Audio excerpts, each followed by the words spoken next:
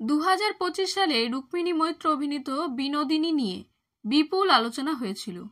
বিপুল সাড়াও ফেলেছিল সেই ছবিটি। বিনোদিনী ছবির সময় রুক্মিণীর অনুরোধে স্টার থিয়েটারের নাম বদলে হয়েছে বিনোদিনী থিয়েটার। এবার শোনা যাচ্ছে নায়িকাকে অন্যভাবে দেখা যাবে রাহুল মুখোপাধ্যায়ের নতুন ছবিতে, যদিও এখনও তাকে দেখলে বিনোদিনী নামেই সম্বোধন করেন অনেকে। বিনোদিনী একটি নটির উপাখ্যান। ছবিতে নায়িকার অভিনয় নিয়ে বিপুল আলোচনা হয়েছে। এরপর অবশ্য অভিনেত্রীর কোনো ছবির ঘোষণা হয়নি। তবে শোনা যাচ্ছে রাহুল মুখোপাধ্যায় পরিচালিত মন মানে না ছবিতে একটি গুরুত্বপূর্ণ চরিত্রে দেখা যাবে রুক্মিণীকে। ক্যামিও চরিত্র বলেই মনে করা হচ্ছে, কিন্তু গল্পে তা খুবই গুরুত্বপূর্ণ।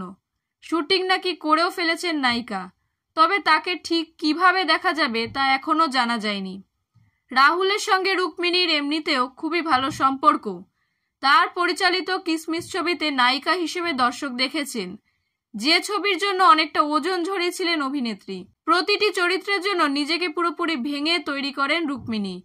আসন্ন ছবিতে অল্প সময়ের জন্য হলেও নায়িকাকে অন্যরকম ভাবেই দেখা যাবে, এমনই আলোচনা স্টুডিও পাড়ায়। তবে ছবির নির্মাতাদের তরফে এখনো পর্যন্ত এই বিষয়ে কিছু জানানো হয়নি।